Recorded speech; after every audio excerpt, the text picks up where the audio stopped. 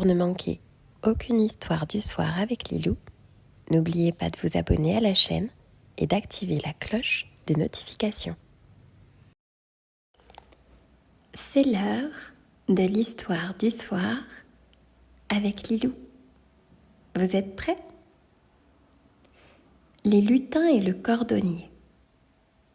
Il était une fois un malheureux cordonnier qui peinait beaucoup pour gagner sa vie. Il était devenu si pauvre, malgré tous ses efforts, qu'à la fin il ne lui resta du cuir que pour fabriquer une seule paire de chaussures. Le soir de ce triste jour, il découpa le cuir comme à son habitude, tailla les morceaux minutieusement et alla se coucher le cœur en paix après la prière. Il avait bien fait son travail et finirait la paire de chaussures dès le lendemain. Quel ne fut pas son étonnement quand il découvrit au matin une paire de souliers finis. « Qu'est-ce que c'est que ça ?» se dit-il. Il prit les chaussures, les examina de près. C'était un travail admirable. Les coutures étaient parfaites, les points réguliers, oui, c'était un travail de maître. D'ailleurs, un acheteur entra dans la boutique. Il admira les souliers et les acheta sur le champ, à un prix même plus élevé que d'ordinaire. Avec cet argent, le cordonnier put acheter du cuir pour fabriquer 2 paires de chaussures. Et il le tailla le soir même, puis il alla se coucher, le cœur content, en pensant qu'il achèverait les chaussures dès le lendemain. Mais au matin, il trouva 2 paires de chaussures posées sur son établi. Le travail était tout aussi remarquable que la veille, et les acheteurs ne s'y trompèrent pas. Ils laissèrent au cordonnier assez d'argent pour acheter de quoi fabriquer 4 paires de chaussures. Heureux et réconforté par sa bonne fortune, le cordonnier tailla de nouveau son cuir le soir même et trouva, puisque c'était devenu une habitude, les 4 paires de chaussures achevées le lendemain matin.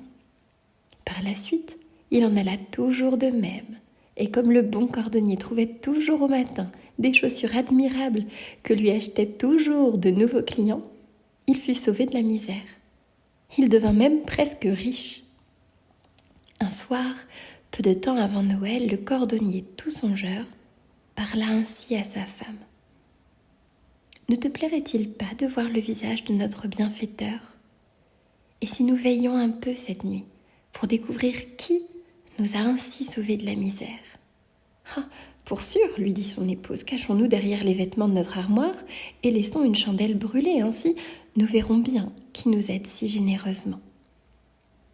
Les 2 époux allèrent se cacher et ils guettèrent. À minuit, 2 gentils petits lutins entrèrent dans l'atelier en riant, en sautillant. Ils étaient bien mignons, comme l'enfant Jésus qui vient de naître.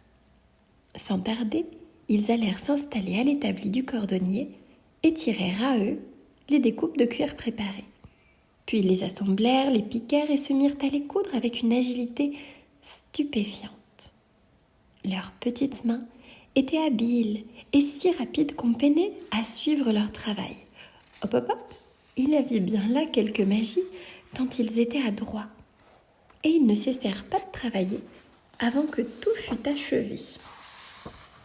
À la fin, ils laissèrent 24 paires de chaussures parfaites, toutes plus belles les unes que les autres. Puis, ils disparurent.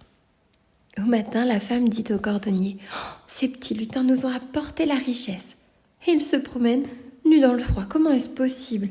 Nous devrions leur confectionner des petits habits, de petits caleçons, des petites chemises, des petits manteaux et de petites chaussettes. Et tu leur feras, toi, des petits souliers, n'est-ce pas ?» « Avec plaisir, » dit le cordonnier.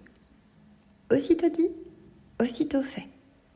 Le soir, quand ils eurent achevé ce travail, le cordonnier et sa femme déposèrent habits et chaussures sur l'établi et ils guettèrent les lutins. Ceux-ci entrèrent, riant et sautillant comme la veille, quand les 12 coups de minuit sonnaient. Mais quand ils virent les habits à la place des découpes de cuir, ils furent bien étonnés. Ils s'habillèrent en un clin d'œil, joyeux et bondissants, et se mirent bientôt à chanter une petite ritournelle. Maintenant nous voilà comme de vrais dandies. Pourquoi donc jouer encore les cordonniers ici? Dansant et riant, ils passèrent la porte en chantant. On ne les revit jamais. Quant au cordonnier et sa femme, enrichis grâce à l'aide des lutins, ils ne manquèrent plus de rien et ils vécurent heureux jusqu'à la fin de leur jour.